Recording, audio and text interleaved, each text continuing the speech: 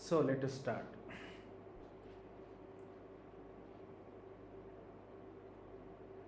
Hello students, in this session let us try some questions based on equation of simple harmonic motion. So जो पहला example हमारे पास है वो क्या है देखते हैं.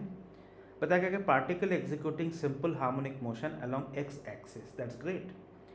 Motion of the particle is described by equation. So equation described है क्या बच्चों?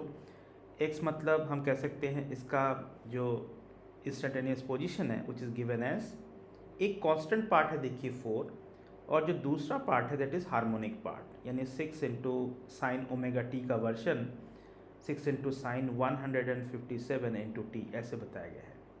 तो बच्चों यहाँ पे देखो ये पार्ट जो है ये कांस्टेंट पार्ट है. First part is constant and the second part is a sine function. ये जो है ये पीरियोडिक पार्ट या हार्मोनिक पार्ट कह सकते हैं. ठीक है. जो साइन या कॉस पार्ट है it varies like wave. Varies like wave मतलब इसका जो फ्लक्चुएशन है टाइम के साथ इस तरीके से बदलता है. साइन वेव या कॉस वेव हम जानते हैं. पर जो पहला पार्ट है वो कांस्टेंट है. Okay. Now x is in centimetre. That's great. यहाँ पे एक्स सेंटीमीटर है और टी इज इन सेकेंड. तो question maker is demanding you what is the amplitude of motion. बच्चों सबसे पहले बात याद रखना है कि एम्पलीट्यूड मतलब क्या होता है बताइए. It is the maximum displacement but remember with respect to the mean position. With respect to the mean position. ठीक है. इस बात को हमेशा याद रखिएगा. Now let us investigate into this function. इससे पहले हमने जब equation of simple harmonic motion में देखा था basic terms related to simple harmonic motion में हमने पढ़ा था कि अगर कॉम्बिनेशन है कि ए साइन ओमेगा टी और बी कॉस ओमेगा टी का, सो एम्पलीट्यूड यानी मीन पोजीशन से मैक्सिमम डिस्प्लेसमेंट हम पाते हैं under root of A square plus B square. लेकिन यहाँ पर मामला कुछ अलग है. बच्चों देखिए कि ये जो फंक्शन है यहाँ पर ये हार्मोनिक पार्ट यानी जो साइन वाला फ्लक्चुएटिंग पार्ट है अगर ये ज़ीरो हो जाता है यानी time t is equal to 0 पर मान के चलिए तब भी ये जो 4 कांस्टेंट डिस्प्लेसमेंट है इट इज़ रिमेनिंग देयर. ठीक है. तो इस फंक्शन के अकॉर्डिंग हमें ये पता चल रहा है कि फॉर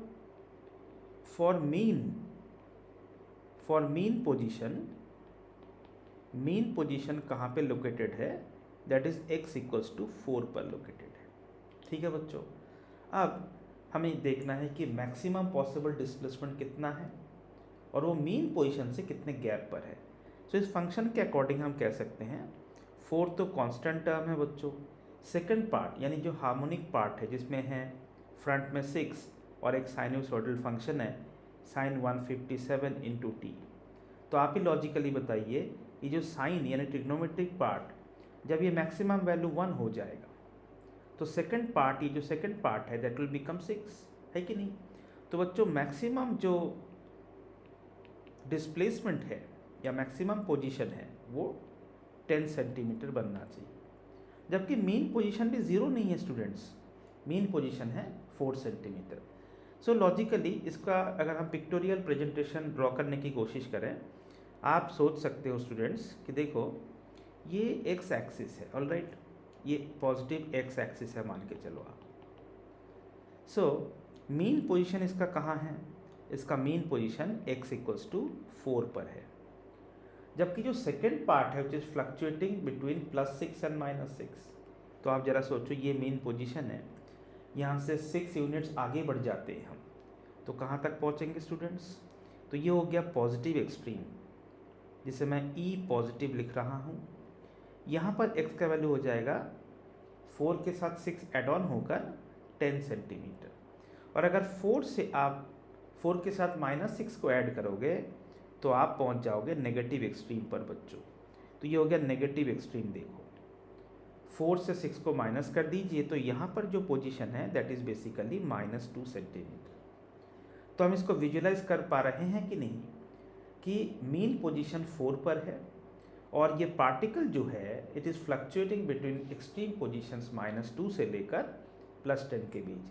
तो बच्चों मीन पोजीशन से किसी भी एक्सट्रीम पोजीशन का जो गैप है इसे हम कहेंगे एम्पलीट्यूड, ना कि एक्स मैक्स 10 को हम कहेंगे amplitude. So maximum possible position minus position of the mean, so that is equals to what, 6 centimetre is its amplitude. ठीक है. और एक बात मैं आपको बताना चाहता हूँ बच्चों, देखो मान के चलो हमें कोई ऐसा इक्वेशन मिलता है कि x इक्वल्स टू, सपोज कीजिए a amplitude into sine omega T, और हमें इसका ग्राफ प्लॉट करना है. तो हम कैसे प्लॉट करते हैं? बहुत ही इजी इसका प्लॉटिंग होता है बच्चों. सपोज करो मैं एक साइकिल को शो करना चाहता हूँ, तो मैं ग्राफ को कुछ इस तरीके से प्लॉट करूँगा. It is nothing but A sine wave, और ये जो साइन वेव है इसका जो मैक्सिमम, ये जो पीक वैल्यू देख रहे हो आप यहाँ पर, ये प्लस ए और सबसे कम वैल्यू माइनस ए तक हो. तो ये जो प्लॉटिंग है यहाँ पर मीन पोजीशन कौन है बताओ? मीन पोजीशन खुद x इक्वल टू 0 है. ठीक है. लेकिन अगर बाई चांस आपको जैसे इस फॉर्मेट में क्वेश्चन मिले, अभी जो है एक कांस्टेंट सामने बैठा हुआ है और दूसरा पार्ट एक साइनोसॉइडल फंक्शन है. ठीक है. तो बच्चों आपको क्या करना चाहिए मैं आपको बता देता हूँ. देखो सबसे पहले यहाँ पे constant is there in front, है कि नहीं? तो आप क्या करोगे, सबसे पहले जो y इजिकल्स टू कॉन्स्टेंट वाला लाइन प्लॉट करोगे. तो यहाँ पर आपको एक लाइन प्लॉट करना है. देखो बच्चों ये शिफ्टेड मीन हो गया है. यहाँ पर मान के चलो हम कहेंगे हम इस तरफ y एक्सिस पर डिस्प्लेसमेंट को प्लॉट कर रहे हैं और यहाँ पे टाइम को प्लॉट कर रहे हैं. तो यहाँ पर x इक्वल्स टू कॉन्स्टेंट है. अब आप क्या करोगे, आपको साइन वेव भी ड्रॉ करना है, लेकिन आप मॉडिफाइड एक्स एक्सिस इसे मान के चलोगे. अब आप साइन ग्राफ ड्रॉ करेंगे तो आपको देखो ग्राफ बच्चों ऐसे मिलेगा. ठीक है. सो आपको अगर एम्पलीट्यूड पता करना है, सो आपको एक्स मैक्सिमम वैल्यू से कोई मतलब नहीं है. आप मीन से लेकर देखेंगे कि एक्सट्रीम पोजीशन का क्या गैप है. जैसे कि यहाँ पर इस पर्टिकुलर क्वेश्चन में ये जो गैप है, देखो बच्चों ये है 4 यूनिट और एम्पलीट्यूड है 6 यूनिट. ये देखो ये 6 यूनिट है. इस वजह से जो एक्सट्रीम पोजीशन है वो 10 तक ऊपर जा रहा है, जबकि जो मिनिमम पोजीशन है वो -2 तक नीचे डिप कर रहा है. ओके बच्चों. सो दिस इज इस तरह के इक्वेशन को हम कहते हैं सिंपल हार्मोनिक मोशन और a harmonic function superposed with a constant function. ठीक है. यहाँ पे it's a superposition of a constant function and a harmonic function. ठीक है स्टूडेंट्स, समझ गए बात को? सो इन माय ओपिनियन यहाँ पे एम्पलीट्यूड 10 नहीं होनी चाहिए, एम्पलीट्यूड यहाँ पे होनी चाहिए 6 सेंटीमीटर. ऑलराइट. चलिए आगे बढ़ते हैं. आगे हमारे लिए क्या क्वेश्चन है देखते हैं बच्चों. Acceleration of a particle executing simple harmonic motion with position x as a given है -400 इंटू एक्स. ठीक है. Where a is in metre per second square, यानी SI बहुत अच्छी बात है. x इज इन मीटर, ये भी SI, दोनों ही SI में है बच्चों. सो अब आप मुझे बताइए कि एक्सेलरेशन का बेसिक फॉर्म क्या है. हम सभी जानते हैं इट इज़ -ω² इंटू एक्स. ना if you compare these two, if you compare the general form with the given form, तुरंत आपको मिल जाएगा कि ω² इज इक्वल टू 400. सो यहाँ से एक्सट्रैक्ट हो जाएगा इन्फॉर्मेशन कि ओमेगा जो है वो 20, सब कुछ SI में है बच्चों, तो यहाँ पर ये भी SI यूनिट में ही रहेगा. 20 रेडियन पर second. That's great. Now the question maker is demanding you in 1 minute time the number of oscillation completed by the particle nearly equals to. तो कोई खास बात नहीं है. what is the number of oscillation in a given time? तो हम कहेंगे t जो गिवन रहेगा. ठीक है. और यूनिट साइज यानी एक ऑसिलेशन के लिए जो टाइम है वो कैपिटल T होता है. E हमें निकालना है. तो बच्चों ओमेगा पाने के बाद तुरंत आप एक काम करें, टाइम पीरियड निकाल लीजिए. 2π/ω हम सबको मालूम है, तो हम लिखेंगे 2π/ω का वैल्यू है कितना बताइए, 20. So what you are getting is π/10, सब कुछ SI में है तो टाइम पीरियड भी सेकंड में आ रहा है. Now the number of oscillation completed during the given time, given time क्या है बताइए बच्चों, 1 मिनट, तो आप लिखिए 60 second given time upon time concern to one oscillation, that is pi upon 10 second. तो सेकेंड वाले यूनिट्स हो जाएंगे कैंसिल, न्यूमरेटर में आ जाएगा 600 और डिनोमिनेटर में pi. So this is the number of oscillation it is suppose to be get completed in 1 minute time. 600 upon pi बच्चों, 600 upon 3.141, ठीक है, 600 अपॉन 3.141। 600 अपॉन 3 होता तो कितना आता बताइए, 600 अपॉन 3 कितना होता है 200। अब 600 डिवाइड बाई 3 नहीं, स्लाइटली ज़्यादा है, तो जो रेशियो का वैल्यू है 200 से स्लाइटली कम होगा, ठीक है ना। तो देखिए यहाँ पे ऑप्शंस में से बच्चों ये 200 से बहुत दूर है 43, 72 भी बहुत दूर है, मैंने कहा स्लाइटली कम, उस हिसाब से एग्जैक्ट कैलकुलेट करोगे तो आपको मिलेगा in 1 minute time it is suppose to complete how many oscillations, 191 oscillations, ठीक है। चलिए आगे बढ़ते हैं। आगे हमारे पास एक क्वेश्चन है स्टूडेंट्स कि particle is executing in simple harmonic motion that's great along x axis which is described by, so जो सिंपल हार्मोनिक मोशन है it has been described by 12 sin pi t divide by 4, ठीक है बच्चों। तो basically हम इसे general form में क्या पढ़ते हैं बताइए, एम्पलीट्यूड इंटू साइन इंटू क्या पढ़ते हैं ओमेगा टी, ठीक है बच्चों। सो ये होता है जनरल फॉर्म और ये है given form. Now phase of the particle at t is equal to 2 second. तो बच्चों देखो फेज किसे कहते हैं बताओ, साइन या कॉस के बाद जो लिखा होता है उसको हम फेज कहेंगे। तो हम कहेंगे instantaneous phase, phase phi as a function of time is omega t, usually हम लिखते हैं, यहाँ पर वही है पाई टी बाई 4, है कि नहीं।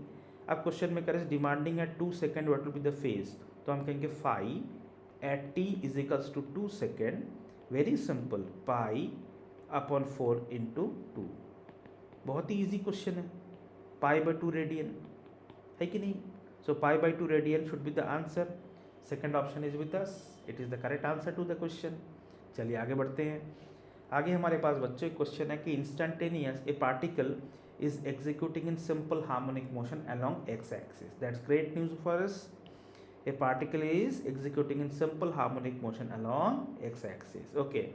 It's instantaneous position is given by, देखो एक्स कोऑर्डिनेट इंस्टेंटेनियस मीटर में, ब्रैकेट में देखो मार्क करो, मीटर में लिखा हुआ है SI, और यहाँ पे राइट हैंड साइड में यहाँ पर द एम्पलीट्यूड ऑफ ऑसिलेशन हमें पूछा गया है।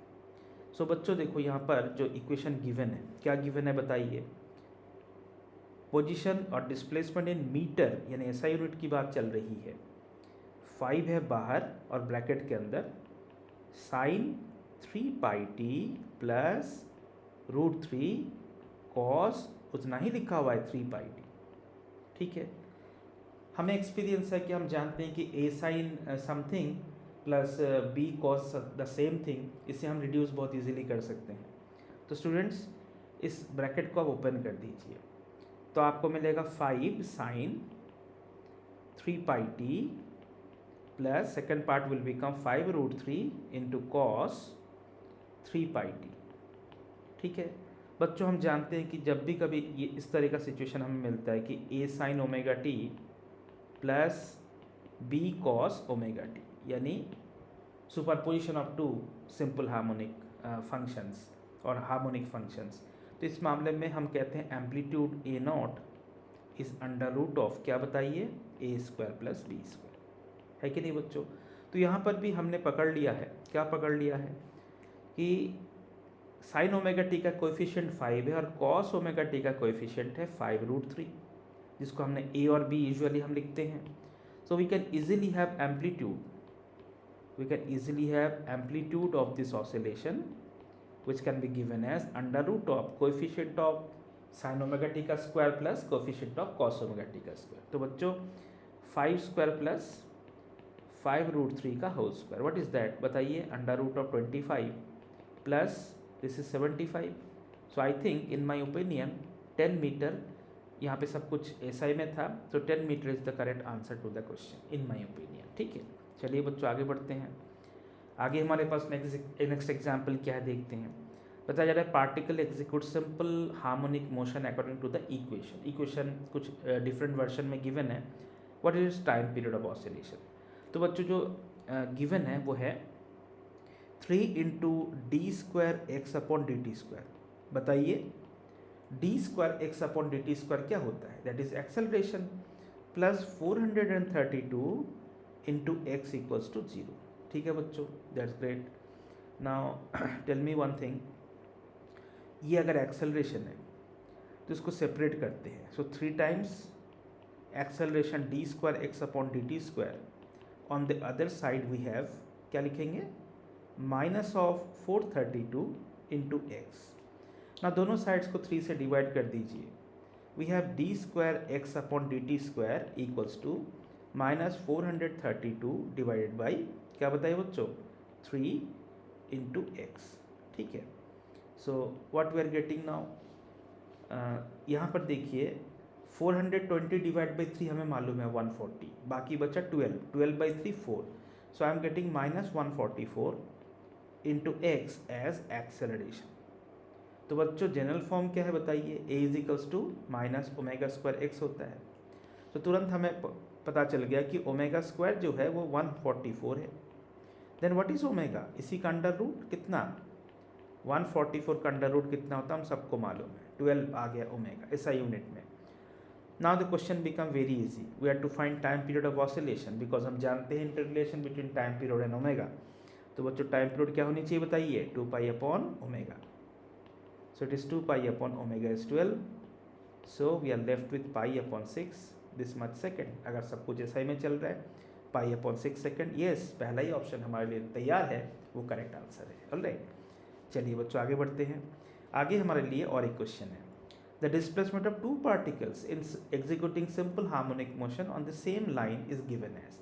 सो देयर आर 2 पार्टिकल्स, रिमेंबर दोनों पार्टिकल्स हैं और यहाँ पर दोनों के लिए इक्वेशंस बताया गया है। देखो बच्चों x1 मतलब ये पहला पार्टिकल है और x2 मतलब दूसरे पार्टिकल का इक्वेशन ही है। Alright, they are moving or executing simple harmonic motion along the same line.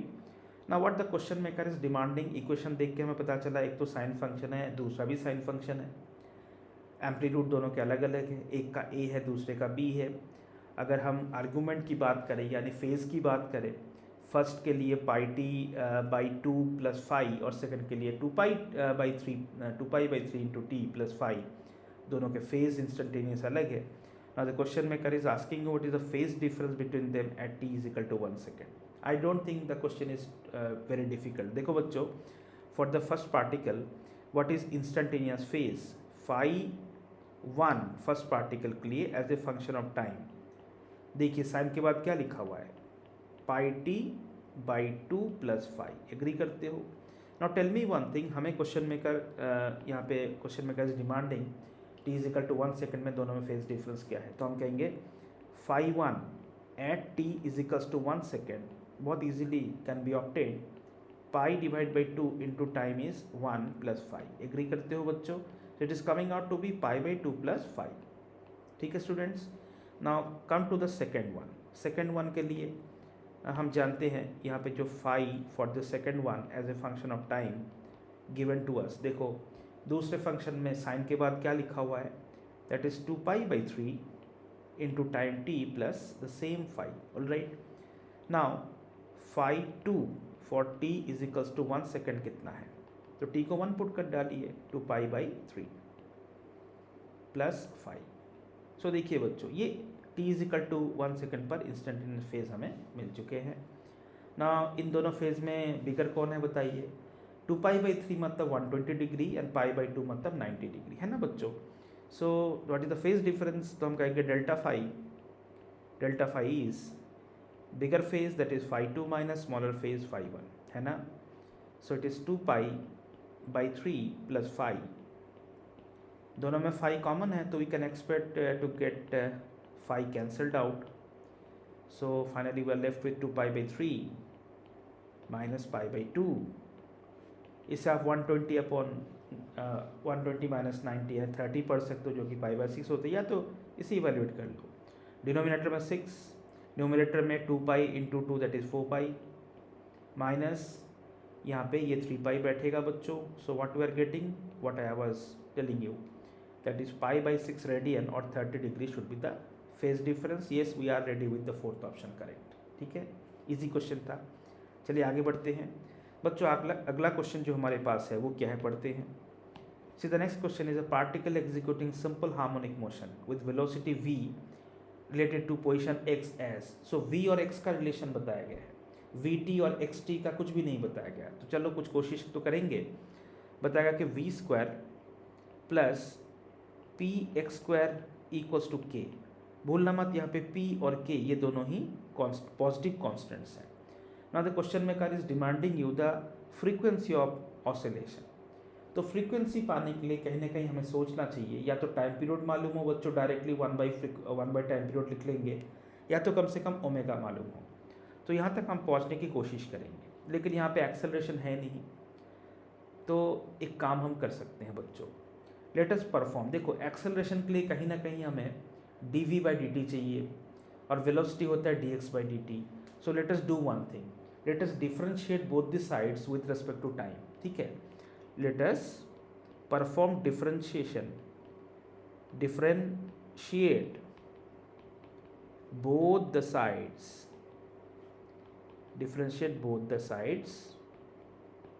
with respect to time, so that we can approach towards acceleration. तो चलो बच्चों कुछ करते हैं. d/dt of this is v square plus p x square is equals to d/dt of constant k और p दोनों ही constant है, भूलिएगा नहीं. सो फिर आराम से चलते हैं कि d/dt of first part is v square plus p आ जाएगा बाहर being constant, d/dt of x square right hand side will become zero because derivative of a constant with respect to कोई भी variable is zero. Fine. Now v square का derivative क्या होता है, 2v, लेकिन अगर v के रेस्पेक्ट में हो तब. चेन रूल हमने पढ़ा था बच्चों, उसके अकॉर्डिंग देखो v स्क्वायर का तो 2v आ जाएगा, लेकिन नीचे वाला वेरिएबल अलग है, इसलिए dv/dt को एज इट इज आपको छोड़ना पड़ेगा. ठीक है. Second part is p in front. Likewise x square का डेरिवेटिव हम सबको पता है 2x होता है, लेकिन नीचे का वेरिएबल अगर x खुद हो तो यहाँ पे नीचे वाला वेरिएबल टाइम है, तो हमें क्या करना है, एक्स स्क्वायर का डेरिवेटिव होता है 2x, लेकिन दोनों वेरिएबल्स अलग है, इसलिए dx/dt रेशियो को एज इट इज हमें छोड़ना पड़ेगा. That become zero. Okay fine. Now 2 times v. Now this dv/dt ये जो पार्ट है, all of us know this is acceleration.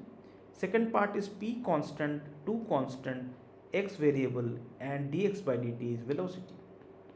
अब बच्चों देखो इन दोनों पार्ट्स में से can I have 2v as common, और स्क्वायर ब्रैकेट के अंदर a प्लस, बताइए क्या, a प्लस, अगर 2 और v को मैं निकाल लेता हूँ तो px, so that is become zero. Now we can go for a plus px equals to zero. We can write a equals to minus px. तो यहाँ पे डिराइव फॉर्म आया, जबकि हम जनरल फॉर्म जानते हैं a is nothing but minus omega square x. ये sir no बच्चों. तो यहाँ पे जो गिवन फॉर्म है उसके अकॉर्डिंग हमें ये एक्सप्रेशन मिला है, a is equal to minus px, जबकि general form for simple harmonic motion is a is equal to minus omega square into x. तो comparing, now you can comparing these two, we can have, बताइए क्या, omega square is equals to p. तो बच्चों omega आ गया under root of p, तो मेरे हिसाब से काम हो गया है. हम सभी जानते हैं कि 2 pi into frequency is equals to omega. Then what is frequency, it is omega by 2 pi. ठीक है ना बच्चों. So in my opinion it is under root p upon 2 pi should be the frequency expression. Under root p upon 2 pi, yes it is ready with us. So frequency is independent of this variable or the constant on the right hand side k. So correct answer is under root p by 2 pi. ठीक है. So students ये कुछ conceptual question, आगे और एक conceptual question देखते हैं. Figure shows the position x and time graph of an object. That's great. So x t graph देखो, यहाँ पे एक वेव नजर आ रहा है स्टूडेंट्स, है कि नहीं बच्चों, बताओ. Okay, in simple harmonic motion. Definitely x t graph will be, अगर सिंपल हार्मोनिक मोशन है और वो भी harmonic function, it will be a wave. The correct equation representing this motion is, basically बच्चों देखो किसी भी इक्वेशन को लिखते समय हमें चाहिए होता है एम्पलीट्यूड कितना है, ठीक है, हमें चाहिए होता है कि साइन सपोज करो omega t plus initial phase कुछ है फाई हमें नहीं मालूम, ऑलराइट. लेकिन एक बात हम जानते हैं, जैसे ही आप टाइम को ज़ीरो पुट करोगे तो आपको क्या मिलेगा, देखो आपको मिलेगा एक्स इनिशियल यानी x naught equals to a into sine into phi आपको मिल जाएगा.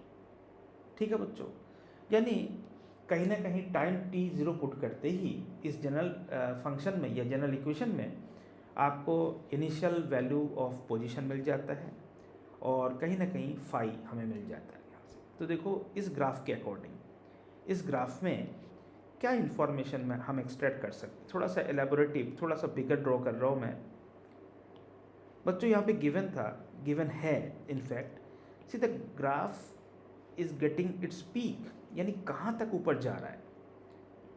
The graph can increase up to this x max, यहाँ तक यानी 4 तक ये जा रहा है ऊपर तक, बट ग्राफ का स्टार्टिंग पॉइंट यहाँ पे 2 से स्टार्ट हो रहा है. तो बच्चों ग्राफ कुछ इस तरीके से ड्रॉन है, देखो है कि नहीं. Now the graph is intersecting the axis of time. यहाँ पे 2 इंटरसेक्शन पॉइंट्स हमें दिखाए गए हैं. ये एक इंस्टेंट है t is equal to 5 second, ये एक इंस्टेंट है 11 सेकेंड. ऑलराइट बच्चों, सो क्या क्या इन्फॉर्मेशन इस ग्राफ से हम एक्सट्रैक्ट कर सकते हैं. हम कह सकते हैं सी ये जो डायमेंशन है मीन से जो मैक्सिमम डिस्प्लेसमेंट है, यहाँ से हमें मिल रहा है बच्चों information about amplitude of simple harmonic motion is 4. ठीक है, now let us talk about the initial intercept, initial value of x. यहाँ पर टाइम ज़ीरो है, तो टाइम ज़ीरो पर एक्स नॉट का जो वैल्यू है ये नज़र आ रहा है हमें. देखो this is the initial position यानी x naught, what is that 2. अभी अभी मैंने आपको कहा है कि इनिशियल पोजीशन और इनिशियल फेज का क्या रिलेशन होता है, ये देखो. So let us try for it. हम लिखेंगे x naught is nothing but amplitude into sine phi. Alright बच्चों, सो हम लिखेंगे sine phi is equals to x naught upon a, that is 2/4. सो यहाँ से हमें फाई मिल जाएगा π/6. एग्री करते हो, कैसे मिला बताइए. Sine phi we are getting is 1/2 यानी फाई इज 30 डिग्री, मतलब π/6 radian. So initial phase is this much radian, π/6. ठीक है, amplitude we got to know 4, initial phase भी मालूम हो चुका है बच्चों. अब हमें और एक चीज़ पता करना है इक्वेशन लिखते समय, ओमेगा कितना है. सो स्टूडेंट्स ये देखिए यहाँ से यहाँ तक जो टाइम के कोऑर्डिनेट्स ग्राफ में गिवन है 5 और 11, इनमें टाइम गैप कितना है. इनमें जो टाइम गैप है, कैन आई से दिस इज 6 सेकेंड. और इस 6 सेकेंड में क्या एक कंप्लीट हो गया ऑसिलेशन? नो, ये हाफ ऑसिलेशन है बच्चों. सो देखो half oscillation that is correspond to 6 second. So time period यानी फुल ऑसिलेशन के लिए 12 सेकेंड चाहिए. तो धीरे धीरे देखो इस ग्राफ से ही सारा इन्फॉर्मेशन हमारे सामने आ गया. क्या क्या मिल गया बच्चों बताइए. मिल गया कि amplitude 4, initial phase π/6, time period मिलने के बाद ओमेगा हम लिखेंगे 2π अपॉन टाइम पीरियड, यानी ये हो गया π/6, ओमेगा भी π/6. अब हम इक्वेशन लिखने जा रहे हैं. इक्वेशन में क्या लिखना होता है, सामने ए साइन फेज के फॉर्म में omega t plus phi. Agree करते हो. तो बच्चों ए आ जाएगा 4 साइन ओमेगा टी, मतलब π/6 इंटू टी, और इनिशियल फेज है π/6. ठीक है, so in my opinion this is the correct presentation of this simple harmonic motion. So हम यहाँ पे लिखेंगे, देखिए हमने जो सॉल्व किया उसके अकॉर्डिंग बच्चों 4th option is correct, that is given as 4 sine inside phase we have π/6 into t plus π/6. ठीक है, सो इस सेशन में हमने कुछ क्वेश्चन डिस्कस किया based on the basic equations of simple harmonic motion बच्चों. सो नेक्स्ट टॉपिक जैसे ही हम पढ़ेंगे, हर सब टॉपिक को पढ़ेंगे, उसके थ्योरी को समझेंगे, और उसके तुरंत बाद हम कुछ एग्जाम्पल्स उस स्पेसिफिक टॉपिक से जुड़े हुए एग्जाम्पल्स हम सॉल्व करेंगे.